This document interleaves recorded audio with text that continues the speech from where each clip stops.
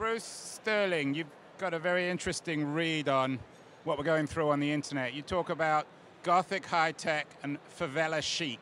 Yes. What do those mean, and why are we in Gothic high-tech and Favela chic? Well, you know, those are kind of literary assessments, and I got a book coming out. I just sold it. It's my latest collection of short stories, and its title is Gothic High-Tech. And it's got a really nice Gothic high-tech cover that was done by a Serbian artist of my acquaintance. And it's just this kind of, I don't know, it's kind of like cyberpunk garage that is somehow decaying, you know, at the same time it moves into the future. And I think the elements of decay are the parts that get ignored, kind of, you know, swept away, underestimated. Gothic high-tech is, for us, it's the analog world. I mean, we've managed to disintermediate all this stuff, digitize all this stuff, but we don't know what to do with our analog heritage. And a lot of that stuff is just sliding into ruin before our eyes. We just, you know, I mean, there are vistas of it all over the place. It was very advanced, so it is high-tech, but it's just not working. I mean, things like giant abandoned Florida real estate developments, that would be Gothic high-tech. They're modern buildings, they're put together in an effective way. There's just no way to get there from here. You can't buy them, you can't finance them, you can't move in, nobody turned on the electricity, and now like weeds are coming through the windows. You know, that's an exemplar of what I'm talking about there. You know, and the three parts of my book are called, Gothic high-tech, Favela chic, and dark euphoria. And so what does Favela chic mean? Well, Favela chic means, well, Facebook is like Favela chic. It's the thing that was just thrown up kind of overnight. It's got millions of people in it. There's no civil rights.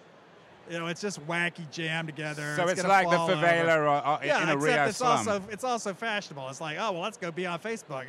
You can have a revolution for Facebook. You know, it's not unusual for revolutions to come out of favelas.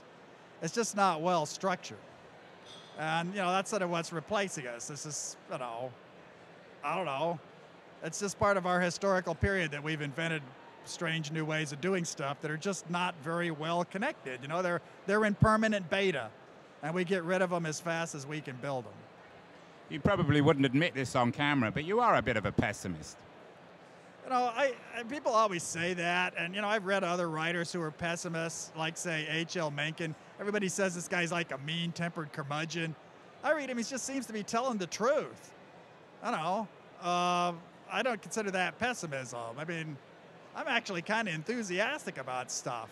And if I were really a pessimist, I wouldn't be like hanging out at South by, where guys are like pitching out brain candy and, you know, I mean, I would be holed up in my room with my survival gear, polishing my AK-47. That's pessimism.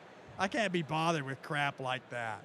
Why do they pick a curmudgeon like you to wrap the thing up? You're the final keynote. Well, you know, I've been here a long time, so I'm becoming kind of a heritage object, which is, you know, a little bit, well, really, you know, I'm like a gray-haired cyberpunk, and, you know, it happens. I mean, that's an odd thing to see a punk turn into a professor, but it's happened to a lot of my friends, and, you know, I've just become this sort of weird, wise old man guy. I mean, I'm not that old, but I've sort of been there. I've been at it a long time. Why not me? I mean, who else, you know? And what's the third piece of your new book? Oh, dark euphoria. And that's what you are. You're darkly euphoric. Yeah. There so you go. It's autobiography. Well, it's one of my story collections. And when's it going to be out? Probably 6 months. Come back on the show then. Thank you very much, Bruce. Good deal, man. Always a pleasure.